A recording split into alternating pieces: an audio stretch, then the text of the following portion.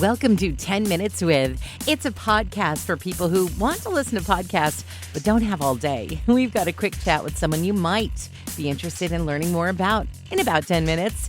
Darren Mulligan is the lead singer of We Are Messengers.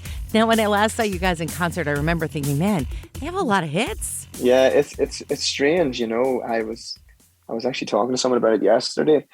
Like I've never enjoyed playing music more than I am now. And I think what means the most to me is I went to Panera for breakfast yesterday morning with Heidi and the kids. And then this wee man comes out behind, almost in tears, running up to me, you know, just wanting to tell me how much our music has meant to him and his wife and how it's changed their lives. And do you know, you forget how wide this goes and how much fruit there will be from what you have done, Trace, and the guys at the station, and what we've done, and all the other artists. There's massive fruit in a world that doesn't have hope or transformation at the center of it. We're bringing a message that puts Jesus at the center, and it's a privilege. I never thought we'd be doing this. I never thought we'd have all this success. I think the beautiful thing, Therese, is the success isn't who I am. I still know I'm a son of the King, and that's my priority is remaining so. There will be people who will hear you say something like that and think, but I'm not a Christian singer. I'm not a Christian radio DJ. But the sphere Yeah, of influence that we all have is yeah, powerful. absolutely. And the truth is that I think people who diligently go about their day to day, you know, truck drivers, postal workers, people working in the supermarket, you know, in what people view as the mundane things of life. But I think the simple things, people doing the small things well, those are where extraordinary things happen in the kingdom of heaven. You know, I was even reading today about Steph Curry, and his mother had considered an abortion when she was pregnant with Steph, you know, and she made the decision for life and to bring him into the world. And now you see the massive influence that someone like Steph Curry has had on the world. And as a believer, like small decisions in the tough, hard times made with God at the center change the world. Tell me about Ireland. I know you've had a chance to visit recently. That's kind of the place where you recharge. Listen, James, you know me, I'll cry even thinking about it. I was got home for 2 months this time. Out, you know, and we got a wee place out in the woods. And um, you know, when I was there, it was just the most peaceful, lovely time to remember everything that was important. I don't know if you can hear it in my voice, but I'm really even keel. I'm really level at the moment. I'm peaceful because I had that time to be grounded, to remember, and now to come back to America and really continue with the work that God has called us to. And I feel more convinced than I ever have that we are messengers are needed and that we're needed to continue in this. And so that's what we're going to do. How do you know when you need that time again, when you're not feeling so even keeled? And how do you Yeah. recharge in the moments when you can't go off for 2 months? Yeah.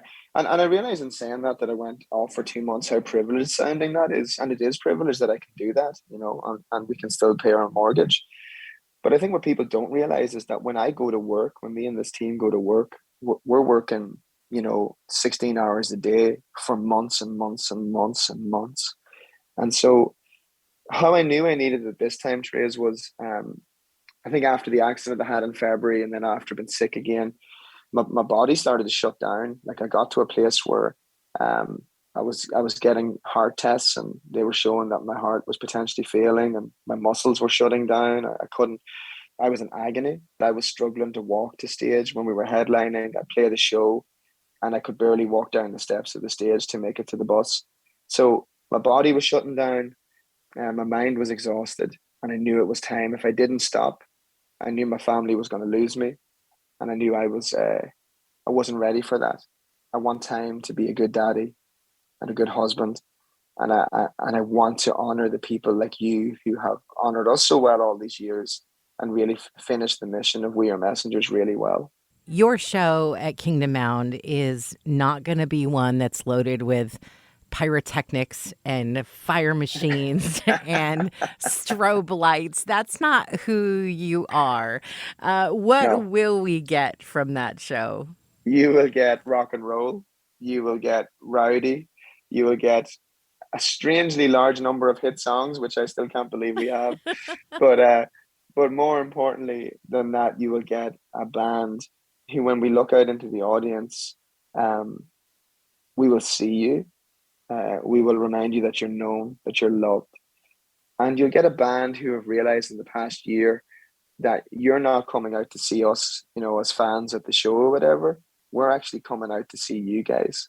You'll get a band who are not afraid to cut their set and to go somewhere random or strange. We're not afraid to be embarrassed or make fools of ourselves so that God can be made famous. So you'll get the unexpected. You will not get fire and lasers and fancy stuff, but you may get that from, I think, For King and Country are closing. So Yeah. the boys will bring that.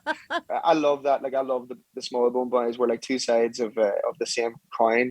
I believe that God uses both of us in very different ways. You do something during your show that actually makes me sometimes wish I wasn't in the audience. You do have a way of seeing people, and you sometimes you'll see the stuff we don't want you to see in our lives. You can see to people's hearts sometimes and Hmm. speak truth to them that can be kind of uncomfortable though necessary. Yeah, it can. Um, Yeah, and we're very particular about that. I'm very careful that I never speak anything to someone unless I am so certain that God has said it. One of my favorites, Trace, was I don't know if I've told you this, but there was one time we played a show, and this woman came up in the signing line afterwards, and she just looked like any regular 20-something lady, and God, very clearly told me to pray for her, and so I did, and I asked her. I said, "Would you mind if I prayed for you?" And then God told me to lay my hand on her stomach. And I knew that was weird. I knew it's so weird. I'm also very careful, and I always have people with me wherever I go because I want to make sure I'm always above reproach. So I asked her, "Would you mind?" And I did. I put my hand on her stomach, and I prayed um, that God would fill um, her her womb with a child, and the child's name would be Joy. Okay, and that was it. And about 3 years later, I was back in the same town. And in the signing line, I saw her again. And she was coming back in the signing line to see me. But this time there was a little, toddler, holding on to her hand and laughing and jumping and shouting. And it was a little boy who had an intellectual disability. Anyway, she got to the front of the line and she just kind of fell into my arms. And she said, "You didn't know it, but when you prayed for me 3 years ago, I was a prostitute and I was pregnant with a customer's child. And I want you to meet my son. His name is Joy."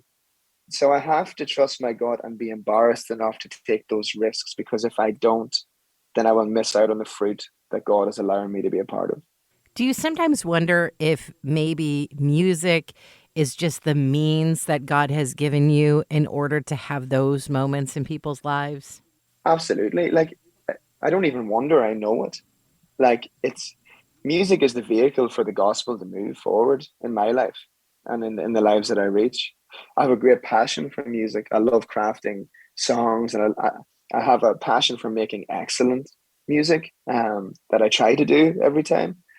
But the goal is that people's lives would be transformed, because it is not worth it, Trace, for me to leave my family um, just to be a successful artist, just for people to applaud me. They need to know that daddy's going to work because daddy believes that Jesus can transform lives. That's the business we're in.